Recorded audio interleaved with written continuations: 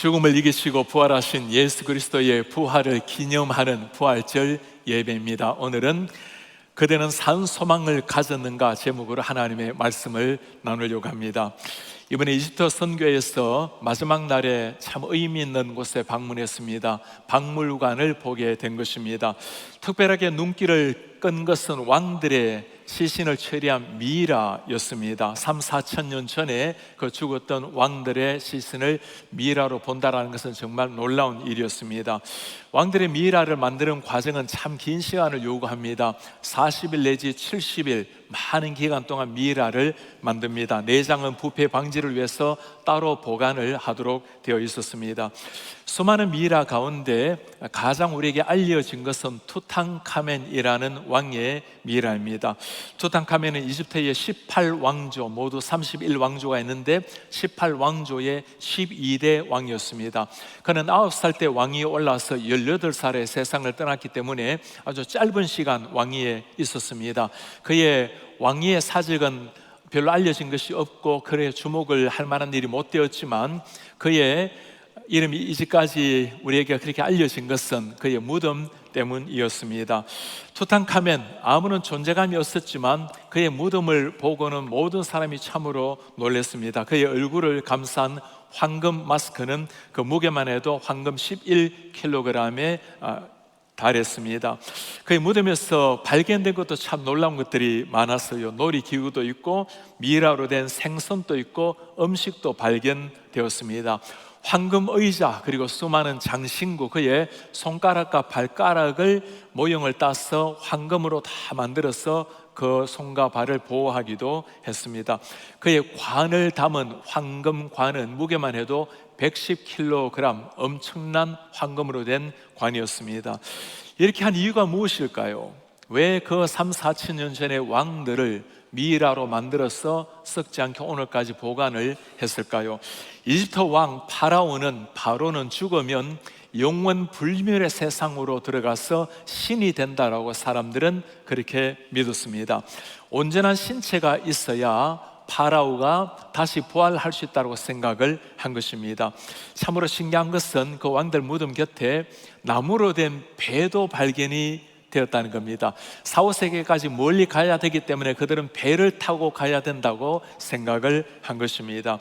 4, 5세기의 두려움을 극복하고 영원한 세계를 꿈꾸었던 사람들, 그러나 실제로 그들에게 일어난 일은 어떤 일이었습니까? 대부분의 미이라는 발굴되어서 도굴의 대상이 되었습니다. 밀수꾼들을 통해서 여러 나라에 팔려가게 되었죠. 그리고 그 미이라를 도굴한 사람들, 그 사람들이 죽어가는 것을 두고 사자의 저주라고 해서 황금만 취하고 귀한 것만 취하고 그 미이라를 불태워 없애기도 했습니다. 함께 간 성도님이 그렇게 말씀을 해요. 목사님, 저 왕들이 자신들이 3, 4천 년 후에 영원한 세계가 아니라 오늘날 사람들에게 관광 상품으로 그들의 몸이 보인다는 것을 과연 상상이나 했겠습니까? 미이라로 영원한 세계를 꿈꾸었던 왕들, 사람들, 미이라뿐이겠습니까? 중국의 진시 황제는 그와 함께 수만의 병마용을 만들어서 함께 묻기도 했습니다. 어떤 왕은 살아있는 사람을 함께 묻기도 했지요. 4, 5세기에 대한 두려움을 극복하기 위해서 또 영원 불멸의 삶을 기대하기 위해서 했던 일들이었습니다. 그러나 그들의 소망은 모두가 죽어있는 소망에 불과했습니다. 어떻게 영원한 생명, 이 땅을 떠나면서도 영원한 세계 소망 속에 살아갈 수가 있을까요? 예수 그리스도 우리의 진정한 산 소망 되시는 주님을 만나는 길, 그것 하나밖에 없는 겁니다. 오늘 베드로는 우리에게 있어서 꼭 드려야 될 가져야 될 소망, 영원한 산 소망이 되시는 예수 그리스도를 이렇게 우리에게 소개하고 있습니다. 우리 주 예수 그리스도의 아버지 하나님을 찬송하라. 그의 많으신 긍휼대로 예수 그리스도를 죽은 자 가운데서 부활하게 하심으로 말미암아 우리를 거듭나게 하사 산 소망이 리빙 호프가 있게 하시며 예수의 부활로 말미암아 우리에게도 산 소망을 주신 하나님 아버지, 예수의 부활이 어떻게 우리에게도 산 소망이 될 수가 있을까요? 하나님께서 예수 그리스도를 부활하게 하심으로 예수의 부활로 끝나지 아니하고 우리에게도 부활의 산 소망이 되게 하신 하나님. 성경에서 부활을 가장 많이 잘 소개해 놓은 것이 고린도전서의 말씀입니다. 바울의 말씀 한번 보시겠습니까?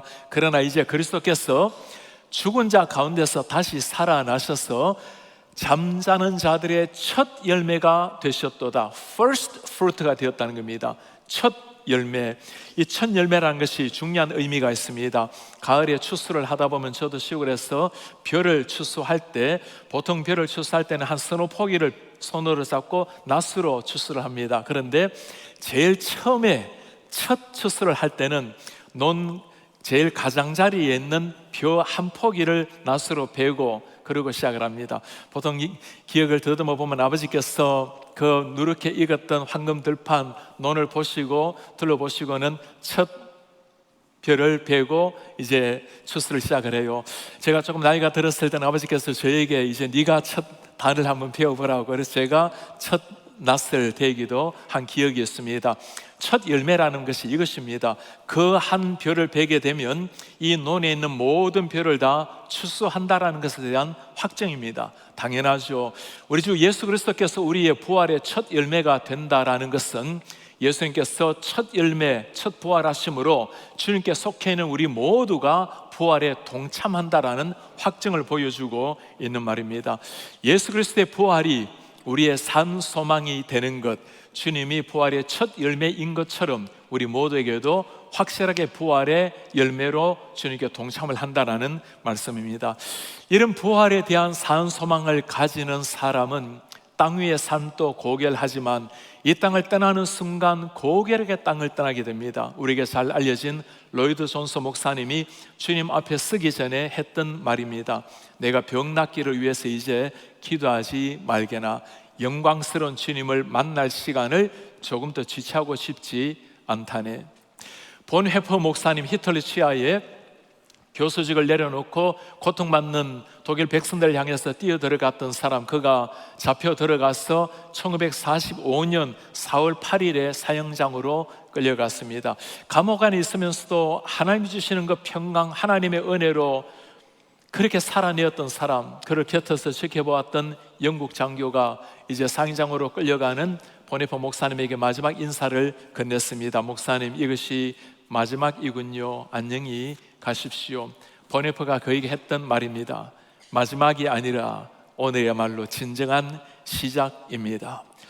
우리 뛰어난 그런 사람들, 위대한 이름뿐만 아니라 우리 사랑하는 성도님들, 하나님 앞에 서는 그 순간에 그 모습을 바라보면 정말 영원한 산 소망을 가진 사람이 어떻게 살아가는지 생생하게 보여준 많은 성도님들을 보았습니다.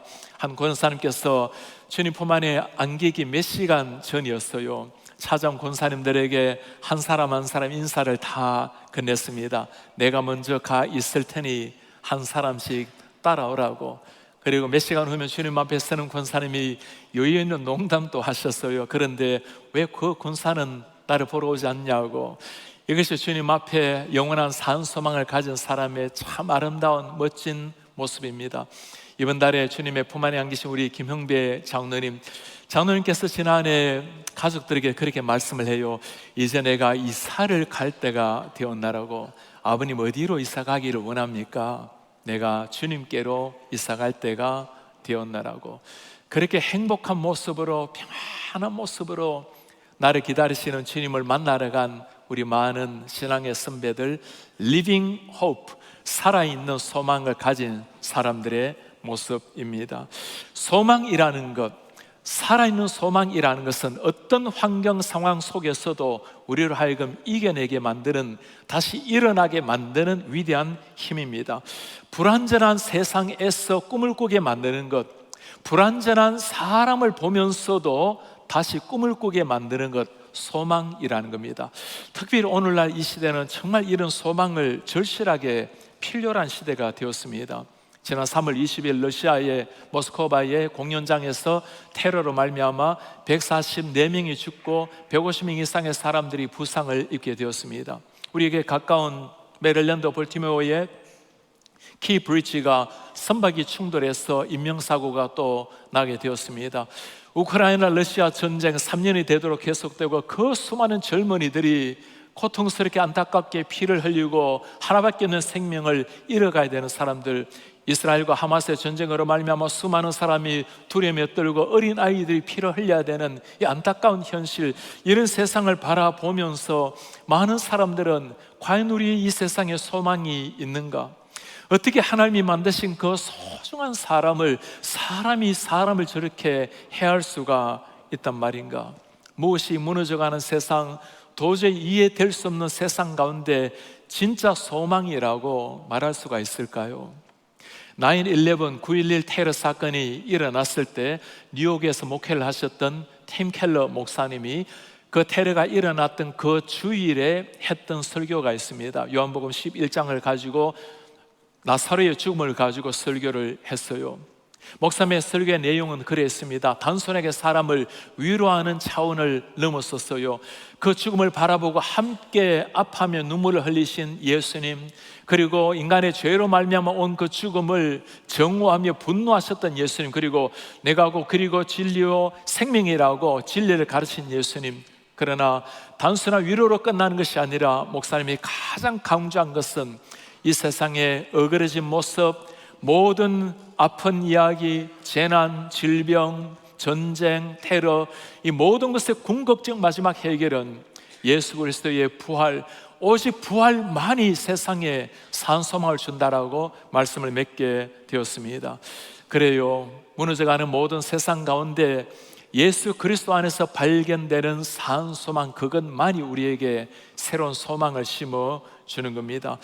이런 어두운 세상을 지나가면서 우리가 가져야 될 자세가 이것입니다. 소망을 발견하기 어렵다고 말할 때 우리는 주님을 보라고 해야 될 것입니다. 주위를 바라보면 절망스러운 이야기밖에 없다고 말할 때 우리는 소망이 되시는 주님을 보라고 말해야 될 것이고, 내 삶에 내일이 보이지 않는 막막한 상황을 맞이한다 하더라도 우리는 진짜 소망 되시는 예수님을 바라보고 다시금 일어나야 할 것입니다. 그러니까 무너진 세상에 필요한 것이 예수님의 소망이고, 그러니까 우리는 진짜 소망 되신 예수 그리스도를 증거해야 될 사명자들이 되는 겁니다. 이 예수님을 만나게 된다는 것은 실로 혁명 같은 일입니다. 사막을 지나가면서 샘물을 발견하는 일입니다. 사막 같은 세상에 살아가고 있는 사람들에게 영원한 생수를 공급해 주는 것, 산소망 되시는 예수 그리스도를 나누는 일입니다. 한국에 한때 이 예수 그리스도를 믿음으로 말미암아 화제가 된 한 인물이 있었죠. 이어령 교수님이었습니다. 한국의 지성의 아이콘이라고 불렸던 사람, 모든 이성과 증거를 가지고 자신의 삶을 학문하고 뛰어들었던 사람, 초대 문화부 장관을 지냈던 사람이죠. 그가 예수님을 만나게 되었습니다. 주님을 믿게 된 거예요. 자신의 딸이 미국의 연방검사로 지내다가 실명하는 것을 지켜보면서 그것이 계기가 되어서 주님을 향해서 기도하기를 시작했습니다. 모든 사람이 어떻게 당신 같은 이 시대의 지성의 아이콘이 보이지 않는 신 하나님을 믿을 수가 있냐고 그가 했던 대답이었습니다.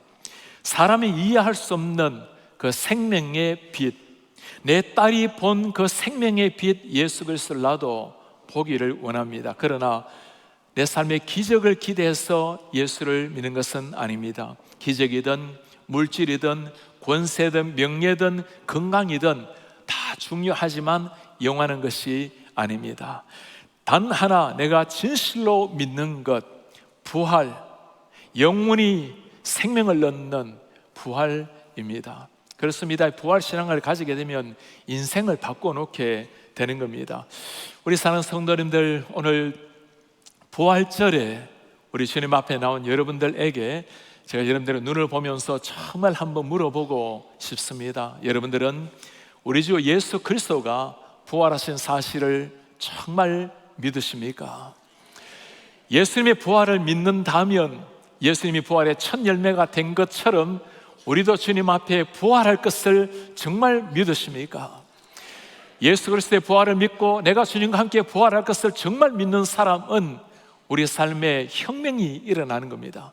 땅 위에 살아가는 삶이 잠시 아침 이슬처럼 아름답게 지나가고 끝이 나는 삶이 아니라 영원한 세상이 열린다라는 것, 주님과 함께 영원히 살아낸다라는 것, 우리 주님과 함께 영원히 호흡하며 살아가는 그 부활의 감격 속에 매일매일 살아내는 겁니다. 언젠가 만날 주님뿐만 아니라 땅 위에 살아가면서도 부활의 감격과 소망은 우리의 심장을 감격스럽게 뛰게 만드는 원동력이 되는 겁니다. 삶의 여정을 마칠 때뿐만 아니라 땅 위의 삶 속에서도 심장 뛰게 만들고 설레게 만드는 부활의 감격, 이 부활의 감격은 잠시 지나가는 믿음이 아닙니다. 우리 하나님께서 우리를 향해서 소중하게 주신 하늘의 위대한 선물이에요. 4절에 뭐라고 말합니까? 썩지 않고 더럽지 않고 쇠하지 아니하는 하늘의 유업을 잊게 하시나니 곧 너희를 위하여 하늘에 간직하신 것이라. Unimperishable, 결코 쇠하지 아니하고, undefiled, 더럽혀지지도 아니하고, unfading, 사라지지도 않는, kept in heaven for you, 우리 한 사람 한 사람을 위해서 하늘에 간직한 것. 모든 것이 시간에 따라서 변화되고 환경에 따라서 달라지지만 하나님께서 하늘에 우리를 위해서 소중하게 간직한 것이기 때문에 부활의 소망은 사라지지가 않는다는 겁니다. 이 부활의 산 소망을 가진 사람들, 정말 그것을 확신하는 사람은 어떻게 살아가는 사람일까요? 오늘 베드로는 인사를 하자마자 감격스럽게 말합니다. Praise be to the Father and God of our Lord Jesus Christ. 우리 주 예수 그리스도의 아버지 하나님을 찬송하라. 베드로의 첫 인사는 하나님을 향한 놀라운 감격의 찬양이었습니다. 사실 이 베드로의 편지를 읽고 있는 이 사람들은 지금 하나님을 찬송할 만한 사람들은 못 되었어요. 그 사람들이 어떤 사람들이었죠? 예수 그리스도의 사도 베드로는 이랬던 사람들입니다. 본도에 있었던 사람들, 갈라디아에 있는 사람들, 갑바도기아, 아시아, 비두니아에 흩어져 있는 나그네. 이 사람들 어디에 흩어져 있죠? 본도 저 오른쪽 위에 있죠. 갈라디아 중간에 있습니다. 갑바도기아, 터키 오른쪽에 있죠. 아시아 왼쪽에 있습니다. 비두니아 위쪽에 다 흩어져서 살아갔던 저 그리스도인들. 여러분들 이 지역이 어떤 지역입니까? 밑에 예루살렘에서 저까지 가려면 비행기로 가도 2시간, 3시간이 걸리는 거리입니다. 옛날에 비행기 없는 교통수단이 없었던 시대는 몇 달이 걸렸을지도 모르는 거리예요. 그곳에 흩어져 살아가는 나그네, 흩어진 사람들, exiled라고 해놓았는데 어떤 성경에 보면 이 사람들을 두고 stranger, 이방인들, 낯선 사람들, foreigner, 외국에 있는 사람들, 그들의 삶이 어떤 사람인지를 잘 보여주고 있죠. 본래 이 이방인들 나그네의 말은 헬라어 단어로 파레피데모스라는 단어를 사용합니다. 이 단어는 당시 때 살고 있지만 그 나라에 살고 있으면서도 시민권이 없었던 사람을 가리키는 말입니다. 그 나라의 그 땅에 살고 있지만 시민권의 보호를 받지 못했던 사람들, 여러분 이런 사람 어떤 사람일까요? 학자들은 추정하기를 로마에서 예수님을 믿게 되었고 그 로마의 압제, 핍박을 피해서 온 사람들이라고 말해요. 그들이 어떤 사람들입니까? 흩어진 나그네 된 사람들, 이 땅에서 잠시 살아가는 흩어진 나그네들, 그들 향해서 오늘 베드로가 하는 말입니다. 여러분, 하나님을 찬송하십시오. 우리 하나님의 그 영광스러운 부활의 아버지를 찬송을 하십시오. 살아가고 있는 것은 고통스러운 일이고 언제나 핍박이 있고 죽음의 순교의 피가 우리 속에 흐르고 있지만, 쫓겨나서 이방인처럼 살아가고 있지만, 그러나 여러분 기뻐하고 하나님을 찬송하십시오. 왜 그렇습니까? 우리에게는 살아있는 소망, 예수 그리스도의 부활의 소망이 우리 속에 있기 때문입니다. 땅 위에서 고통스러운 삶이 얼마 가지 않아서 지나가고 나그네 삶이 다 지나가고 난 다음에 영광스러운 주님을 만날 날이 다가오게 될 것입니다. 그들이 살고 있는 지역 중에 특별한 이름이 하나 나와요. 갑바도기아라는 이름이 나오죠. 갑바도기아, 터키를, 튀르키예를 순례하다 보면 이 갑바도기아를 자주 방문을 하곤 합니다. 저도 2차례 방문을 하면서 그들이 토굴 속에 살았던 그 현장을 보면 어떻게 이렇게 신앙생활을 할 수가 있었을까? 그들의 모습을 여러분 한번 보시겠습니까? 로마 시대에 수많은 사람들이 순교를 당했을 때 저 암굴의 토굴에 피해서 250년을 살았던 사람들입니다. 저곳에서 숨어서 그렇게 살았던 사람들. 두 가지 질문이 나와요. 어떻게 이런 곳에서 그 긴 세월을 살아낼 수가 있었을까요? 토굴에 들어가게 되면 벽에 그림을 많이 그려놓았습니다. 예수님의 일대기, 가장 많이 보이는 그림이 예수님의 십자가와 예수님의 부활의 그림이에요. 십자가 지신 예수 그리스도로 말미암아 생명 얻은 것을 감사하면서 예수님의 부활, 그 산 소망, 주님의 재림, 주님을 만날 날을 소망하면서 그 모든 어려움들을 이겨내었던 사람들, 리빙 호프가 그들 하여금 모든 현실의 어려움을 뚫고 이겨나게 만들었던 비결이었습니다. 또 다른 질문이 하나 일어나요. 이 사람들이 어떻게 예수님을 믿게 되었을까요? 여러분, 지금 베드로가 편지를 쓰는 겁니다. 어떻게 그 1세기에 복음이 전파된 지 얼마 되지 않았는데도 이렇게 예수님을 신실하게 믿고 죽음을 불사고 이렇게 믿고 있을까요? 그들에게 베드로가 이렇게 편지를 쓰고 있는 걸까요? 갑바도기아라는 단어는 오늘 이 본문과 다른 데 나오는 것이 사도행전의 말씀입니다. 사도행전의 오순절 역사 때 그들이 기도했을 때 성령이 임했죠. 그때 외국에서 다양한 곳에서 사람들이 왔는데 그 가운데 갑바도기아에서 온 사람들이 있었어요. 여러분, 무슨 말일까요?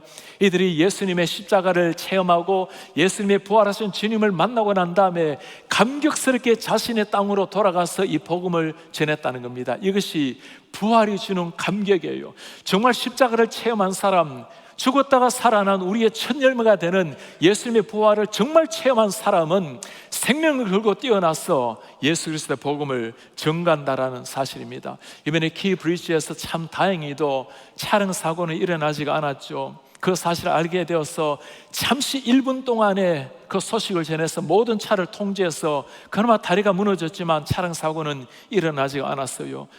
이 소식을 들은 사람들이 살아난 겁니다. 예수의 복음, 부활의 복음을 정말 간직한 사람들은 즉시로 증거해서 그 사람들 하여금 생명을 얻게 했던 그 놀라운 일들, 산 소망 부활을 체험했던 사람들의 감격적인 스토리였어요. 땅 위에 살아가면서 이 소망을 가지고 살아가는 사람들, 이 소망이 있다고 땅 위에 핍박이 사라지는 것은 아니죠. 그럼에도 불구하고 땅 위에서 나그네라고 땅의 핍박을 받으면서 stranger라고 이방인이라고 불리었지만, 그러나 베드로가 그들을 볼 때는 참 소중한 사람들이었습니다. 어떤 사람들입니까? 하나님 아버지의 미리 아심을 따라 그들은 하나님이 창세전에 선택했던 사람들입니다. 성령이 거룩하게 하신 사람들, 순종함과 예수의 그리스도의 피로 말미암아 살아난 사람들, 그 택하심을 받은 자들에게 편지하노니 여러분, 고난과 핍박, 순교의 피가 있다 하더라도 은혜와 평강이 너희에게 더욱 많을지어다. 보통 베드로도 바울도 은혜와 평강이 있을지라고 편지 쓰지 않습니까? 이 고통 속에 살아가는 사람들에게 May grace and peace be multiplied to you. 여러분들에게 하나님의 은혜와 평강이 넘치기를 바랍니다. 땅 위에서는 나그네로 살았지만 하나님이 보실 때는 삼일체 하나님이 소중히 여겼던 한 사람 한 사람들. 여러분, 이 나그네들이 어떤 사람일까요? 이 스트레인저들, 이 땅 위에서 사람들에게 핍박받고 시민권의 권한을 전혀 누리지 못했던 이방인 같았던 이 사람들, 어떤 사람일까요? 바로 예수 그리스도를 믿고 살아가는 오늘의 우리 한 사람 한 사람 아닙니까? 땅 위에 발을 디디고 서 있지만 우리의 시민권은 하늘에 있기 때문에 땅에서 호흡하고 있지만 땅에 통제받지 아니하고 땅에 얽매이지 아니하고 하늘 향해서 살아가고 있는 우리들, 다른 세상을 향해서 꿈을 꾸고 살아가는 우리들, 사람들은 우리를 바라보고 이 나그네라고 이방인이라고 부를지 모릅니다. 그러나 우리 하나님께서 우리를 바라보시고 창세전에 택하시고 예수님으로 구원하시고 성령으로 거룩하게 하신 우리 한 사람 한 사람, 나그네 삶이 문제가 아니라 나그네답게 살지 못하는 우리가 오히려 문제가 아닐까요? 땅 위의 삶이 전부인 것처럼 땅 위의 삶에 뿌리 내리려고 땅 위의 것을 누리다가 인생을 끝내려고 하는 우리가 문제가 아닐까요? 비록 고난과 핍박이 있다 할지라도 리빙 호흡, 하늘의 산 소망을 가지고 살아갔던 한 사람들, 주님께서 우리를 통해서 오늘 또 그 산소망 가진 사람들의 찬송을, 하나님을 프레이즈하는 산소망을 받으시기를 원하십니다. 제가 이스터 목회자들을 세우러 가면서 많은 성도님이 걱정을 하곤 하셨어요. 그 이스라엘과 전쟁이 여전히 일어나고 있고, 그리고 이슬람 그 무슬림 한복판 아닙니까? 가서 안전할 수 있을지, 괜찮을지. 제가 현장의 선교사님에게 딱 한 가지 물어보았습니다. 한국 선교사님들이 몇 분이 계십니까? 한 100분 정도가 계신데요, 그분들이 지금 어디에 계십니까? 한 사람도 전쟁 때문에, 이 어려움 때문에 이집트를 떠난 사람은 아무도 없습니다. 현장에 있는 선교사님들이 그 고난 속에서 있다면 가지 못할 이유가 없는 거죠. 저도 우리 선교팀도 참 기도 많이 하고 들어갔습니다. 가장 많이 은혜를 받은 사람은 바로 제 자신이었습니다. 첫 예배 시간이었어요. 30분 정도 찬양을 하는데 찬양하면서 맨 첫 찬양부터 하나님께서 제 마음에 찾아오기를 시작했습니다. 주 하나님 지으신 모든 세상, 내 마음속에 그리워볼 때 하늘의 별 울리는 펼쳐지는 내성, 주님의 권능 우주의 찬내, 사지를 찬양하는데 너무너무 감격스러운 울림이 제 속에 찾아왔어요. 내 주 예수 세상에 다시 오실 때 저 천국으로 나를 인도하리. 나 겸손히 엎드려 경배하며 영원히 주를 찬양하리라. 주님의 높고 위대하심을 내 영혼이 찬양하네. 그 이름 모를, 어느 모를 그 이집트 사람들이 언젠가 주님 다시 오실 재림을 찬송하며, 언젠가 우리가 주님 앞에 설 그 부활의 영광스러운 날을 찬송하며 감격스럽게 찬송하는 것이, 제 속에 이 어려움을 뚫고 핍박을 뚫고 하나님을 찬송하는 그들의 소리는 그냥 찬송이 아니라 그들의 살아있는 삶 자체의 고백이었습니다. 제가 강의를 하고 4일 동안 설교를 하면서 반복적으로 물어본 것이 있어요. 여러분들 하나님의 말씀이 절대 진리의 말씀으로 믿습니까? 예수 그리스도가 유일한 주님이라는 것을 믿으십니까? 이 땅에 우리의 삶이 다 끝나는 날, 고난 속에서도 우리의 사명을 다 마치는 날, 하나님께서 우리를 기다리신다라는 것, 부활의 영광스러운 그 순간, 재림의 순간이 있다는 것을 여러분 믿으십니까? 모두가 다 아멘이라고 응답하면서 말씀 앞에 나왔어요. 베드로 시대나 오늘 시대나 다 마찬가지죠. 고난 있는 세상, 어그러진 세상, 생각처럼 펼쳐지지 않는 상황이라 하더라도 우리는 그 소망 없는 땅에서 진짜 소망 되시는, 산 소망 되신 예수님을 바라보고 찬양하며 살아가는 사람들입니다.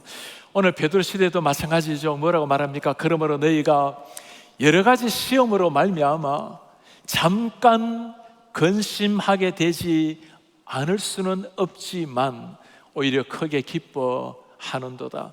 여러분, 이 베드로의 마음이, 그 베드로의 그 애틋한 마음이 느껴집니까?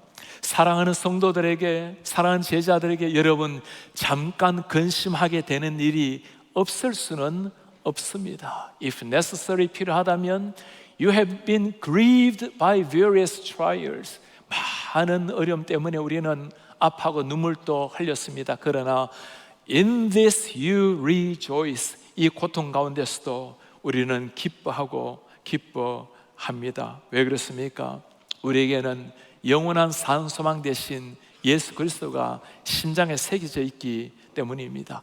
이 소망은 그냥 사라질 것이 아니에요. 7절에 뭐라고 말합니까? 너희 믿음의 확실함은 불로 연단하여도 없어질 금보다 더 귀하다. 예수께서 나타나실 때 칭찬, 영광, 존귀를 얻게 할 것이기 때문이라. 이 소망을 붙들고 살아간 사람들에게 약속이 있다고 말합니다. 언젠가 주님께서 오시는 날, 우리가 주님 앞에 서는 그 영광스러운 날에 칭찬, 영광, 존귀 면류관이 기다리고 있기 때문입니다. 고난과 아픔 속에서 우리가 주님을 찬양할 수 있는 진정한 이유가 여기에 있다는 겁니다. 우리에게 잘 알려진 찬송 413장 내 평생에 가는 길 찬송이 있죠. 스페폴드라는 분이 찬송한, 작시한 것입니다. 1860년대 시카고의 로펌의 대표 변호사의 대표였습니다. 시카고 법대 의학대 교수로 지냈던 사람이었습니다. 43세 때 거의 하나밖에 없는 아들이 급성 전염병으로 세상을 떠났어요. 너무너무 아픈 마음으로 가족이 영국으로 여행을 잠시 떠났습니다. 남편은 잠시 급한 일로 배에서 내렸고 아내와 내 딸이 그렇게 여행하던 중에 배가 부딪히게 되어서 내 딸이 그 자리에서 다 이 세상을 떠났어요. 아내 홀로 돌아온 겁니다. 너무너무 고통스러운 마음으로 그 바다 물결을 바라보면서 하나님, 어떻게 이런 일이 나에게 일어날 수가 있단 말입니까? 그때 하나님께서 깊은 평강 속에 그에게 찾아오셨어요. 그리고 그가 쓴 곡이 내 평생에 가는 길이었습니다. 내 평생에 가는 길 순탄하여 늘 잔잔한 강 같든지 큰 풍파 무섭고 어렵든지 내 영혼 늘 편하다. 내 영혼 평안해. 저 공중에 구름이 일어나며 큰 나팔 울릴 때 주 오셔서 세상 심판해도 내 영혼 겁 없으리. 내 영혼 It is well with my soul. It is well with my soul. 누가 이렇게 고백할 수 있을까요? 하나밖에 없는 아이들, 그 모든 딸들 다 죽음을 당하고 고통스러운 흑암 같은 그 상황에 It is well with my soul. 내 영혼 평안해. 세상 사람들이 이해할 수도 없고 알 수도 없는 이 고백, 어떤 상황이라 하더라도 전능하신 하나님이 내 손을 이끌고 있다라는 것, 내 산소망 되신 예수 그리스도께서 여전히 나와 함께하고 계신다는 사실, 이 아픔의 이 고난의 한복판에서 주님도 나와 함께 눈물을 흘리면서 나를 이끌고 계신다는 것, 그리고 언젠가 아픔과 고난의 땅 위의 삶이 다 끝나는 날, 영화로운 순간 주님 만날 날을 기대하며 살아가는 사람, 그들이 할 수 있는 위대한 고백입니다. 오늘 우리는 진정 산 소망이 되시는 예수 그리스도의 그 부활의 첫 열매가 우리로 하여금 언젠가 주님과 함께 영원한 부활로 일어날 것이라는 영광스러운 고백을 들었습니다. 그들은 땅 위에서는 stranger, 낯선 사람들, 이방인들, 나그네로 그렇게 취급당하며 살았어요. 고난 속에 순교의 피를 흘리며 살았습니다. 그러나 그들에게 베드로가 하는 말이 무엇입니까? 우리에게 영원한 생명 주신, 우리의 부활의 산소망 되신 하나님께 all praise and thanks to God, 하나님을 찬송하고 하나님께 감사하라. 막연한 것이 아닙니다. 지금도 함께 하시는 주님, 이 땅을 떠나는 순간 막연한 것이 아니라 우리의 손을 붙들고 천국으로 인도하실 주님이 계시기 때문입니다. 이집트 왕들의 미라를 보면서 특별한 생각이 하나 들었어요. 그 수천 년이 지난 그 미라의 그 모습을 보면서 내가 이 땅을 떠나서 내 육신이 저렇게 썩어져 갈 모습을 생각하니 너무나 끔찍한 그 모습 앞에서 왕들의 모습도 저러한데 나의 모습은 어떨까? 아무런 소망 없이 허무와 죽음으로 끝나는 땅 위의 삶에 우리 하나님께서 나에게 행하신 이 부족하고 연약한 죽음 마땅할 썩어질 이 영혼을, 이 육신을 위해서 행하신 일을 생각하면서 전율이 흘렀습니다. 주님께서 나를 위해서 십자가 지시고 영원한 생명을 주셔서 나의 산 소망이 되신 우리 주 예수 그리스도, 그 왕들은 모두가 소망을 가졌어요. 그러나 그들의 소망은 죽은 소망이었지만 우리 예수님께서 우리에게 주신 소망은 영원한 살아있는 산 소망이었습니다. 이 소망을 가지고 살아가는 사람들, 그리스도인들입니다. 어떤 환경, 어떤 상황이 있다 하더라도 이 소망을 가진 사람은 여전히 하늘을 바라보고 우리 하나님을 바라보며 살아낼 것입니다. 그리고 아직까지 이 소망을 모르는 한 사람 한 사람에게 간절한 마음으로 다가가서 정중하게 이 소망 대신 우리 주 예수 그리스도를 전가할 것입니다. 언젠가 그들도 주님을 알게 될 때 때론 눈물 고난이 있다 하더라도 우리는 주님을 찬송할 새로운 삶이 우리 앞에 펼쳐지게 될 것입니다. 다시 일어나셔서 오늘 말씀을 간직하면서 우리 산소망 되신 주님을 찬양하기를 원합니다. 깊은 절망의 수렁 가운데 주님께 닿을 수 없었던 우리, 어둠 밤중에 하늘을 향해 주의 이름을 내가 부를 때 어둠을 뚫고 오신 주님의 사랑 나의 절망을 거두셨습니다. 주님의 공로 다 이루셨어요. 주님, 주 예수 나의 산 소망. 언약된 아침에 장사된 몸의 부활의 호흡이 시작이 되었습니다. 유다의 사자 위험찬 선포, 사망이 무너지고 사망이 더 이상 우리를 주장할 수 없는 그 하나님, 우리에게 산 소망 되신 우리 주 예수 그리스도, 당신은 나의 산 소망. 깊은 절망에 수렁 가고 주님께 닿을 수 없었던, 주님께 닿을 수 없던 우리 어둠 밤중에 어둠 밤 영의 눈을 뜨고 하늘을 향해 하늘을 향해 주의 이름을 내가 부릅니다. 주의 이름 나 오 주님, 어둠을 뚫고 오신 주님, 어둠을 뚫고 오신 주 나의 절망 거두셨네. 나의 절망 거두셨네. 주님의 공로, 그 십자가의 공로 주님의 공로 다 이루셨네. 다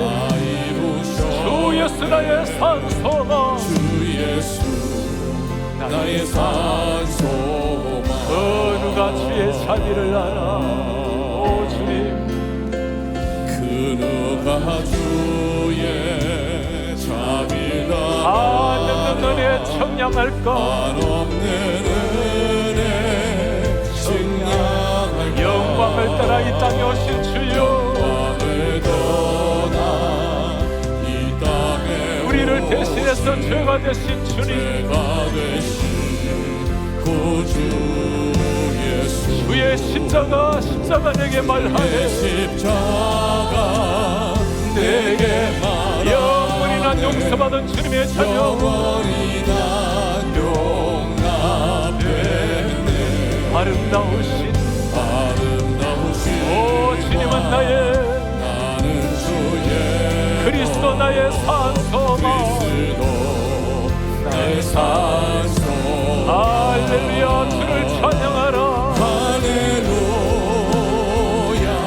주를 찬양하여. 할렐루야, 자유케 하신 우리의 주님, 자유케 하셨고 죄의 저주 끊으신 죄의 저주 주님께 구원이 있습니다. 주께 구원이 주 예수 나의 산 소망.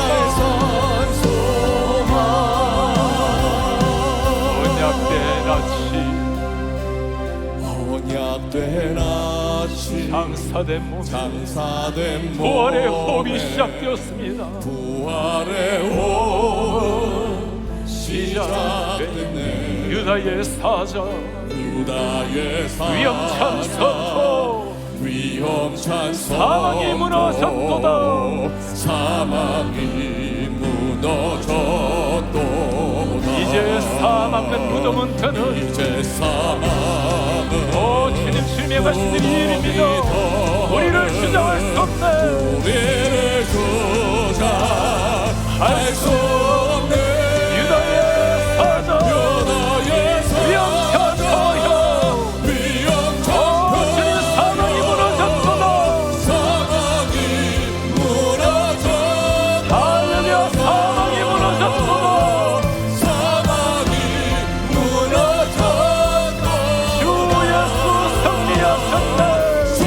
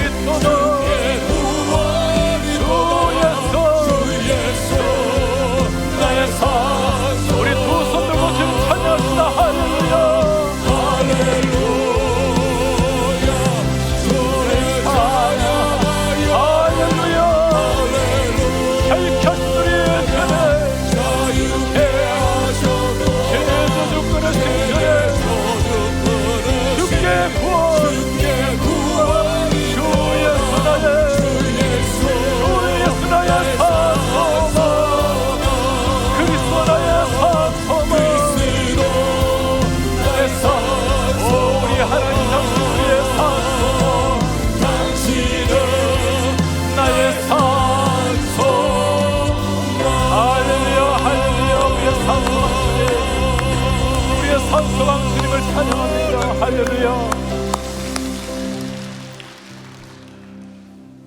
죽은 우리를 살리시려 이 땅에 죄가 되신 예수 그리스도, 주님의 십자가 우리의 죄를 씻기시고 주님의 십자가 우리를 살리셨고 주님의 부활 우리에게 산소망 되어 아침에 눈을 때마다 설렘과 감격 속에 눈뜨게 하신 주님, 부디 우리의 호흡이 닿는 날까지 십자가의 피를 찬양하며 부활의 감격을 노래하게 하옵소서. 그 부활의 감격으로 심장이 뛰게 하시고 부활의 감격으로 매일매일 주님 앞에 의미 있게 감격스럽게 살게 하옵소서. 아직까지 부활의 감격을 모르고 살아있는 사랑하는 종들에게 이 부활의 감격으로 저들의 가슴 속에 한 번은 만나야 될 예수 그리스도, 나를 위해서 세상을 오신 그 전능하신 하나님을 만날 수 있도록 우리가 부활 생명 복음의 통로 되게 하옵소서. 주 예수 그리스도의 은혜와 하나님의 사랑과 성령의 교통하심이, 부활의 감격, 우리의 산소망 되신 예수 그리스도, 그 감격 속에 오늘 또 어둠과 아픔과 눈물 속에서도 여전히 하나님을 바라보며 소망을 가지고 찬양하며 나아가기를 원하는 주의 모든 백성들 머리 위에 지금부터 영원토록 함께 있을지어다. 아멘.